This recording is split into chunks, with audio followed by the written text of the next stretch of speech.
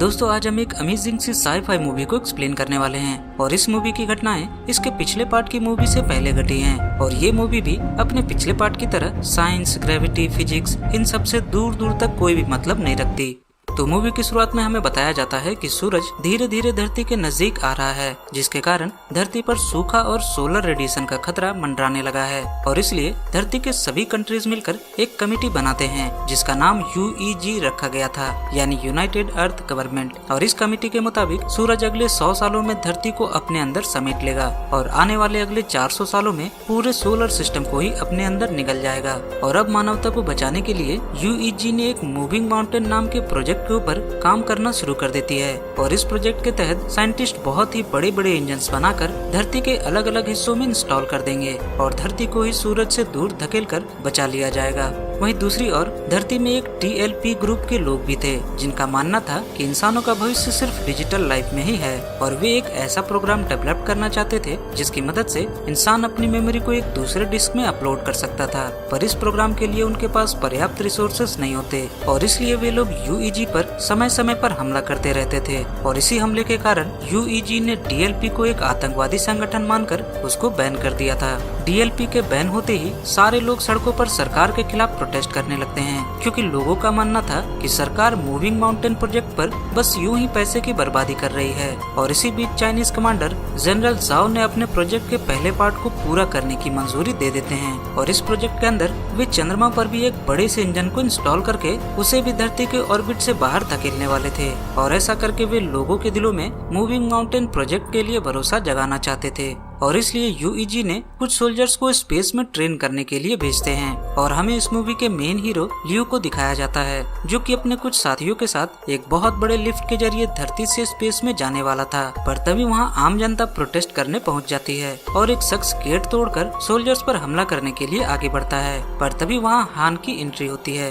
जो कि उस प्रोटेस्टर को नीचे गिरा देती है और अब वे सारे लोग उस बड़े से एलिवेटर में बैठकर स्पेस में जाने लगते हैं और उस एलिवेटर की स्पीड इतनी तेज होती है कि कुछ ट्रेनीज बेहोश हो जाते हैं और हमें स्पेस में मूविंग माउंटेन प्रोजेक्ट के तहत बनाए गए एक बहुत ही बड़े स्पेस स्टेशन को दिखाया जाता है जिसके अंदर उन्हें स्पेस में मेडिकल टेस्ट करके एक्सरसाइज भी करवाई जाती है जो कि उनके आगे काम आने वाली थी। और इस ट्रेनिंग के दौरान लियो और हैन भी एक दूसरे को पसंद करने लगते हैं। अगली सुबह ट्रेनीज का एक नया बैच आता है और एलिवेटर में शामिल हो जाता है और तभी अचानक से बेस में मौजूद सारे ड्रोन्स अपने आप ही बाहर आने लगते हैं और साइंटिस्ट को पता चलता है कि सारे ड्रोन्स हैक हो गए हैं और तभी एक एलिवेटर अपने समय से पहले ही स्पेस में जाने लगता है और लियो और हैन को पता चलता है कि ये नए ट्रेनी दरअसल आतंकवादी हैं जो कि इस प्रोजेक्ट को रोकने की कोशिश कर रहे हैं और वो ड्रोन्स जो कि आसमान में उड़ रहे थे वो वापस आकर बेस में ही अटैक करने लगते हैं और तभी कुछ पायलट भी प्लेन्स के जरिए ड्रोन्स पर अटैक करने लगते हैं और इस फाइट के बीच ड्रोन्स एक एलिवेटर पर फायर कर देते हैं और उस एलिवेटर को नीचे गिराने लगते हैं। उधर एलिवेटर के अंदर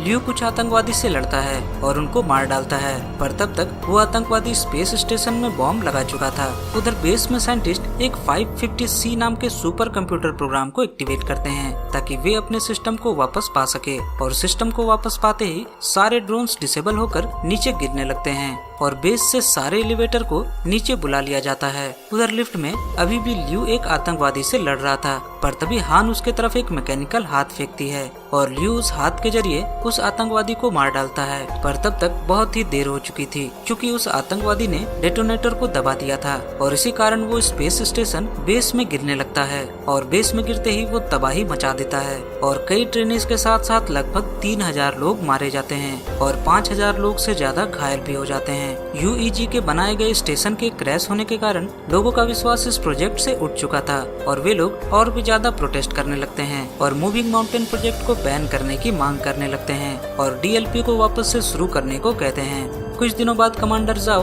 UEG के जनरल से मीटिंग में एक और आखिरी टेस्ट करने की इजाजत लेते हैं और जाओ कुछ साइंटिस्ट को स्लीपिंग पॉड में डालकर चंद्रमा पर भेजता है ताकि वे लोग चंद्रमा पर अपने एक इंजन का टेस्ट कर सके। उधर ऊपर चंद्रमा पर हमें हेंग्यू नाम के एक साइंटिस्ट को दिखाया जाता है जो कि पहले DLP के लिए काम किया करता था और अब वो 550A में अपने मर चुकी बेटी बेटी याया की मेमोरीज को डालकर बीच बीच में मन बहला लिया करता था, पर वो इससे खुश नहीं था क्योंकि उसे 550C की तलाश थी, जो कि एक हाईली एडवांस AI है जिसके अंदर वो अपनी बेटी के मेमोरीज को डालना चाहता था ताकि वो अपनी बेटी को देख सके। इसी बीच हेंग्यू की मुलाकात जाओ से होती है जो कि 550C कंप्यूटर प्रोग्राम को हैंडल करता था, और जाओ यहाँ हेंग्यू को उसके दिमाग की कॉपी को भी देता है जिसे यूईजी ने हेंग्यू के ज्वाइनिंग से पहले ले लिया था, और जाओ यहाँ हेंग्यू के दिमाग की कॉपी का फैसला हेंग्यू पर ही छोड़ देता है। वे लोग आपस में बातें कर ही रहे थे कि तभी उनका सिस्टम चंद्रमा पर एक बहुत ही खतरनाक सोलर रेडिएशन की चेतावनी देता है, और इससे बचने के लिए वे सभी लोग बेस पर वापस लौटने लगते हैं। पर उनके पास जो रोवर्स थे वो काफी तेज नहीं होते, पर फिर भी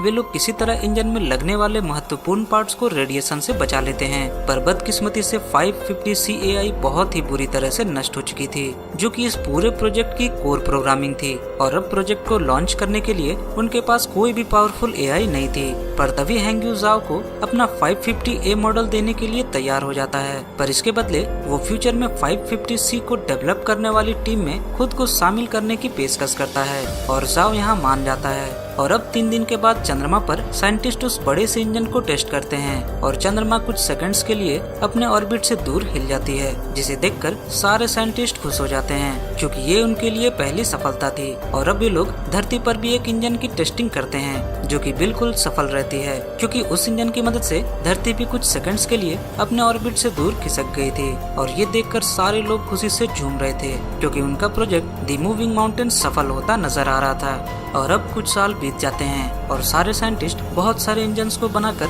धरती के अलग अलग जगहों पर लगाने लगते हैं, और इस प्रोजेक्ट का नाम मूविंग माउंटेन से बदलकर द वंडरिंग अर्थ रख दिया जाता है। और अब आम जनता भी इस प्रोजेक्ट को पूरी तरह से अपना लेती है, जिसके कारण DLP पूरी तरह से गायब हो जाता है। और अब साइंटिस्ट धरती को सूरज से दूर धकेलना शुरू कर चुके थे, पर जैसे जैसे धरती सूरज से दूर होती जा रही थी, धरती के अंदर का वातावरण बहुत ही तेजी से ठंडा होता जा रहा था, और अब धरती का एक दिन 24 घंटों से बढ़कर 72 घंटों का भी हो चुका था, और इसी कारण धरती पर लोगों को कैंसर जैसी जानलेवा बीमारी भी होने लगी थी। पर साइंटिस्ट ने ठंड से बचने के लिए एक अंडरग्राउंड सिटी का निर्माण किया, पर वहाँ जाने के लिए लोगों को पासेस खरीदने पड़ते थे जो कि बहुत ही महंगे थे। और अब हमें ल्यू और हैन को दिखाया जाता है जो कि शादी कर चुके थे और उनका एक बेटा भी था, पर उन लोगों को अंडरग्राउंड सिटी के लिए पासेस अभी तक नहीं मिले थे, और ऊपर से हैन को कैंसर भी हो चुका था, जिसके कारण वे दोनों बहुत ही परेशान थे। और इसलिए ल्यू बेस में सीनियर पोस्ट के लिए इंटरव्यू देने पहुंचता है ताकि वो और पैसे जमा कर सके और अपने बीवी और बच्चों के लिए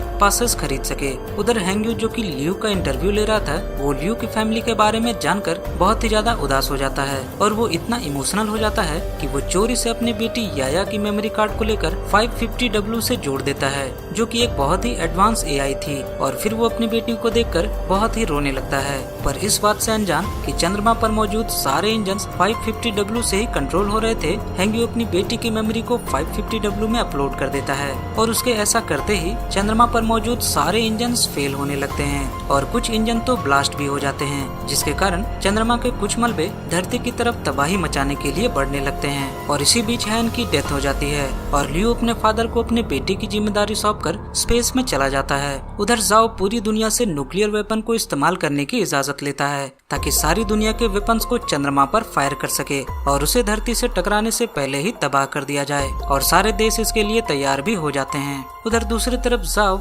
हेंग्यू से मिलने जेल में जाता है और उसे चंद्रमा के मलबे के बारे में बताता है। जाओ यहाँ आगे कहता है कि उसे हेंग्यू की मदद चाहिए ताकि वो धरती पर मौजूद सारे इंजन को जल्द से जल्द एक्टिवेट कर सके, पर यहाँ हेंग्यू मना कर देता है। पर तभी जाओ हेंग्यू को उसकी बेटी के मेमोरी कार्ड को दिखाता है और कहता है कि अगर धरती तबाह हो गई तो तुम्हारी बेटी भी तबाह हो जाएगी, और अब हेंग्यू मदद करने के लिए तैयार हो जाता है। और अब जाओ हेंग्यू को इंटरनेट के एक सर्वर को ठीक करने को कहता है जो कि पानी में डूब गया था। उधर दूसरी तरफ धरती से बहुत सारे पायलट्स चंद्रमा की तरफ बहुत सारे न्यूक्लियर वेपन लेकर निकलते हैं, पर रास्ते में ही उन्हें चंद्रमा के टूटे मलबे का सामना करना पड़ता है, और मलबा बहुत ही अधिक होने के कारण उनके बहुत सारे शटल क्रैश हो जाते हैं और टीम को कई बॉम्ब्स का लॉस उठाना पड़ता है। और ल्यू का शटल भी एस्टेरॉयड से टकराकर चंद्रमा पर क्रैश लैंड करता है। उधर धरती पर हेंग्यू और जाओ दोनों इंटरनेट कनेक्शन ठीक करने के लिए पानी में उतरते हैं, जिसके मदद से चंद्रमा पर सारे बॉम्ब को एक साथ ब्लास्ट किया जाना था। और पानी के नीचे उनका एक मेंबर सर्वर के गेट को जबरदस्ती खोलने की कोशिश करता है,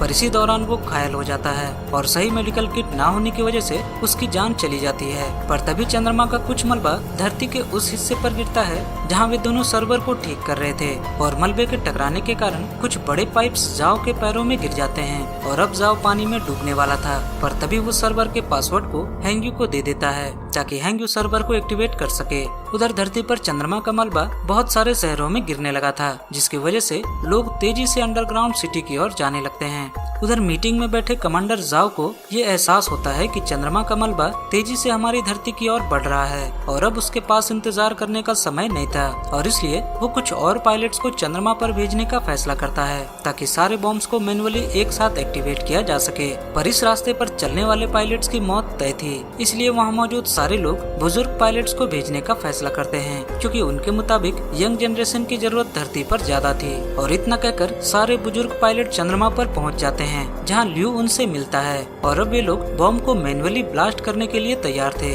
उधर नीचे हेंग्यू अभी भी सर्वर को एक्टिवेट करने के लिए जूझ रहा था, पर तब तक ऊपर स्पेस में सारे लोग बॉम्ब को एक्टिवेट कर देते हैं और चंद्रमा में कई जगह बॉम्ब ब्लास्ट होते हैं और चंद्रमा अंदर ही अंदर टूटकर बहुत सारे मलबे में बदल जाता है और उसका मलबा धरती की ओर बढ़ने लगता है। उधर नीचे हेंग्यू किसी तरह उस सर्वर में याया की मेमोरीज को डाल देता है और याया को अंदर से ही इंटरनेट सर्वर को एक्टिवेट करने को कहता है, पर तब तक उस रूम में पानी पूरा भर चुका था और पानी में डूबने के साथ ही हेंग्यू की भी मौत हो जाती है। वहीं ऊपर धरती पर चंद्रमा का मलबा गिरना शुरू हो चुका था और धरती बहुत ही जल्द पूरी तरह से नष्ट होने वाली थी। पर तभी हमें हेंग्यू को दिखाया जाता है, जिसने अपनी बेटी याया की मेमोरी कार्ड के साथ साथ अपनी मेमोरी को भी सर्वर में इंस्टॉल कर दिया था और अब वे दोनों सर्वर के अंदर एक साथ थे। और हेंग्यू देरी न करते हुए फौरन ही सर्वर को एक्टिवेट कर देता है और सर्वर के एक्टिवेट होते ही जाओ धरती पर लगाए गए सारे इंजन को एक्टिवेट करने को कहता है और फिर देखते ही देखते धरती अपने ऑर्बिट से बाहर निकलने लगती है